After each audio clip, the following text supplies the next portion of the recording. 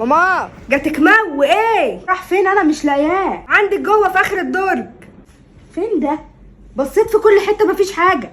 واتجات وجابتها لك. صبرني يا رب. طب ماما تعالي، عايزه اقولك على حاجه. تعالي هنا كلميني من هنا. كنت عايزه اقولك. عايزه ايه؟ ان اصحابي خارجين وعايزه اخرج معاهم. مين فيهم؟ فاتن ولا تقى؟ الاتنين. وميرنا جايه وسعاد، كلهم. سعاد جايه؟ وهم قالوا لها تعالي وانا ما عرفتش اقول لها لا. البت دي بقى ماما ما بترتاح لهاش، واحنا عارفين قلب الام. يا اختي ما تخليني اكمل الجمله. من عاشر الام. العشر الأم هي اللي ست جايبها لنا دي. تشربي شاي يا طنط؟ لا يا معدل، انا مش عايزه شاي يا حبيبتي، انا عايزه ايس كوفي. ماشي. طب خلاص ماشي اوكي. ايه ده؟ هفهمك ثانيه واحده هشرح لك. مش حضرتك لقيتيه مش حضرتك لقيتيه مقفول يعني ما اكلتوش اهو. انا خدته باقي. انا كنت امبارح في السوبر ماركت وخدته باقي. انا كم مره قلت بيجيب امراض؟ ها قلت. لا مؤاخذه يا خوخه يا حبيبتي. ولا يهمك، انا اتعودت. ده سابع شبشب البسه النهارده. هي جت فيك انتي والله، انا ما اقصدش. بس ده كان اجمد واحد فيهم. طيب كنت قومي نشري الغسيل ده يلا. ماشي ماشي يا ماما، ثانيه واحده بس اخلص بس واقوم. حاضر. يعني هي المواعين اللي في الحوض دي هتغسل نفسها بنفسها؟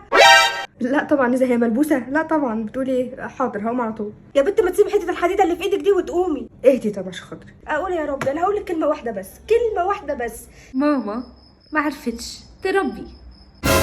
يا بنت خليني افضفض واقول اللي جوايا. كان امبارح بقول لك ايه بقى، انت المره دي مش هتكسفيني. عايزه ايه؟ انا عايزه اطلع رحله وقلت لك. قلت لا.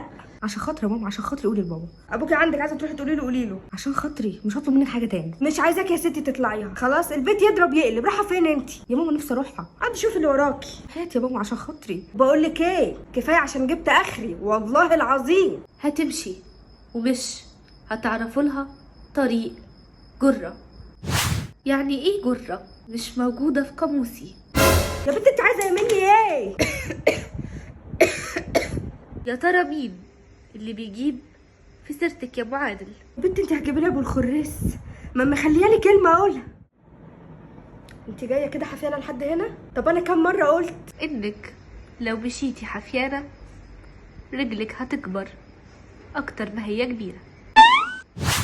على فكرة يا ابو عادل، ده علميا مش صحيح، علشان نمو الانسان بيتوقف في مرحلة معينة. انت بتعلي عليا. انت تاخدي واحد مخصوص. ماما انا داخله انام. عايزه حاجه؟ لا مش عايزه حاجه خالص. عايزه ايه؟ بنضف. هعوز منك ايه؟ طيب تصبحي على خير. وانت من اهله يا اختي. وما تناميش بالشراب تاني عشان هتتعبي. اسكتي بقى.